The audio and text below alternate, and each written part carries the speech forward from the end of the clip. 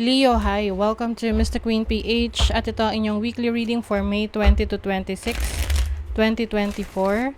This is a general reading. Just take what resonates. Watch your Sun, Moon, Rising, Venus for other messages. And thank you sa lahat ng mga sumusuporta dito sa ating channel. Just a reminder, gamitin nyo lamang ang reading na to bilang gabay. Pa-follow, like na rin ang ating Facebook at TikTok. Lahat po yan Mr. Queen PH. Like, share, subscribe, turn on post notifications para lagi kayong updated sa ating mga readings. And if you're interested in private readings, meron tayong 3rd anniversary promo. 25% discount tayo sa mga tarot reading services extended hanggang May 31, 2024. Ang link ay nasa description at sa pin comment kung gusto nyong mag-book. Okay, let's see.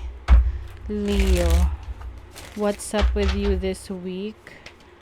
Overall energy ng mga Leo.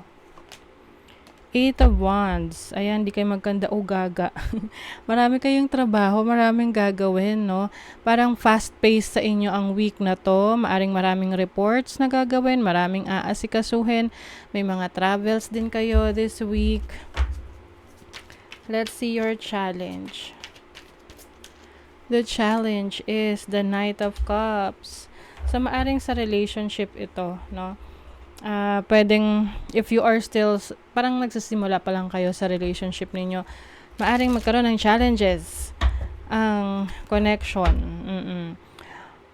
Or, pwedeng merong love offer sa'yo, pero baka hindi mo gusto itong person na to. So, we will clarify that later on. So, let's see your opportunity. The Magician. Wow, stepping into your own power.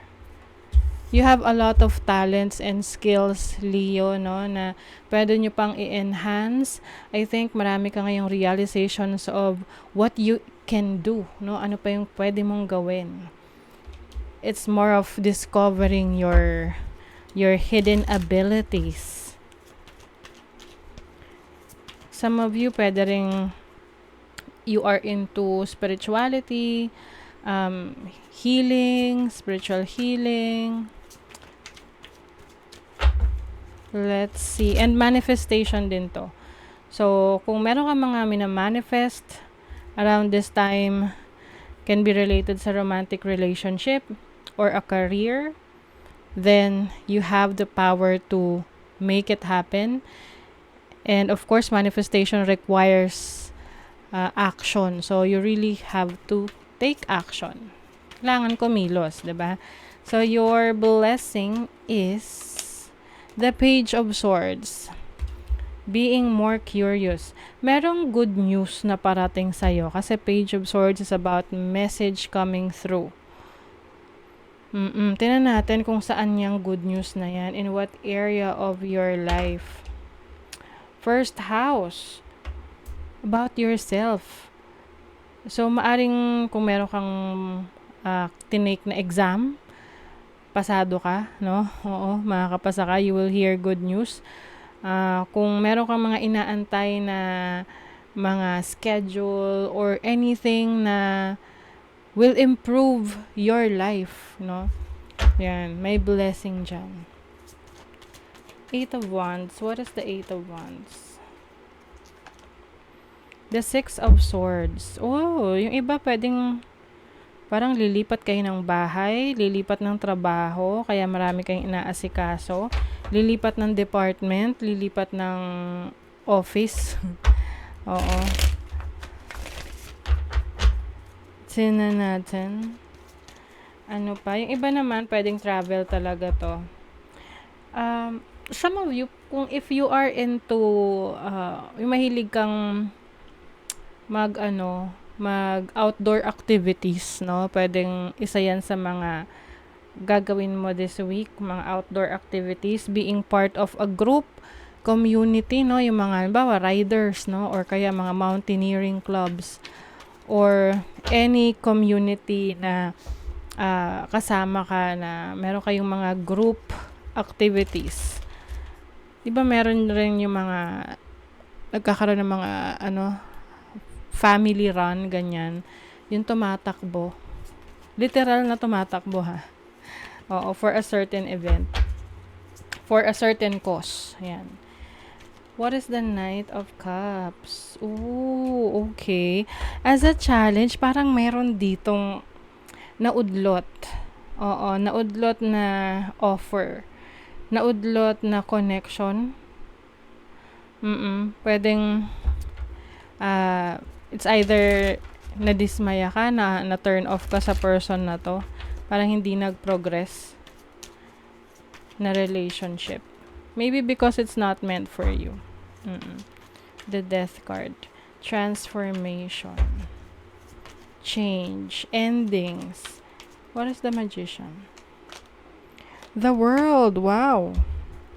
Yung iba sa inyo, kung kayo ay multi-talented or meron kayong expertise, merong naghihintay na opportunity sa inyo sa ibang bansa. With the World card. Halimbawa, expert ka sa welding. Nag-aral ka, inaral mo yan sa TESDA. So, kailangan mo lang na maghanap ng opportunity. Maraming mga openings, job openings sa ibang bansa na pwede mong subukan. Lalo na't alam mo na fully equipped ka. Ibig sabihin is, handang-handa ka para sa opportunity na yan dahil marami kang alam. Skilled ka. And some of you, maaring may vacation. Yung dream vacation ninyo, matutupad. You have the Ten of Swords. Anything stressful na na-experience mo in the past, matatapos na. Maaring maraming mga nagpa-stress sa'yo na problema, pwedeng sarili mo, pwedeng problema mo on your own, or problema na kahit hindi directly sa'yo, pwedeng kailangan mo pa rin problemahin kasi connected ka sa kanila, pwedeng sa family, sa romantic partner. Matatapos na yan. Finally. Parang nakahanap ka na ng solusyon dito. Makakahanap ka na ng solusyon. Let's see, money, career, finances, energies for you. You have composure. O dapat kalmado ka lang daw kapag may mga stressful situation sa buhay mo. Wag ka masyadong magpa-stress. Pagdating sa pera, mas maganda na mag-focus ka sa solusyon. May talent ka rin sa content creation, writing, ayan. You can influence other people using your words, using your thoughts, yung mga naiisip mo. Alam niyo yung mga na napapanood niyo sa TikTok, sa YouTube, sa social media, no? Na maraming sinishare na knowledge and skills, so pwedeng andyan yung linya nyo or dyan kayo mas magiging successful. You have the Hanged Man, Nine of Wands. Some of you, may decision making kayong gagawin sa career ninyo. Kung itutuloy nyo pa ba, ilalaban nyo pa ba tong trabaho na to, career na to, or meron na kayong gagawing pagbabago. Oo. So, sa ngayon, nasa proseso kayo ng pagtitimbang kung alin yung mas tama na gawin. Matagal mo nang pinag-iisipan para sa iba sa inyo. Sa love life, chemistry, yung iba, I feel like ito yung naudlot. Oh my God. Parang may naudlot na relationship sa inyo, oh. Dead end. Yung tipong, pwedeng itong person na to is nagpakita ng interest. Tapos eventually, tingnan mo, 5 of Cups, nawala. 5 of Swords. Para may conflict. Oh my God, 7 of Swords. Sayang kasi, you feel na meron kayong soulmate connection ng person na to. But I think meron tong mga itinatago sa'yo na hindi mo alam, na-fall ka na, tapos biglang, ayun, natuklasan mo. May mga secrets pala tong taong to na kung alam mo nung una, hindi ka papatol sa kanya or hindi mo siya i-consider. Mhm. Oh, seventh house, relationship, partnership, fourth house. So this week, ang mga major energies mo related sa relationship, partnership, sa family, and sa iyong career or sa iyong source of income, yung mga possessions mo, no?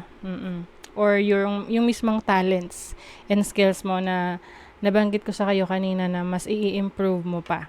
Okay? So, that is your reading, Leo. Thank you so much. Bye.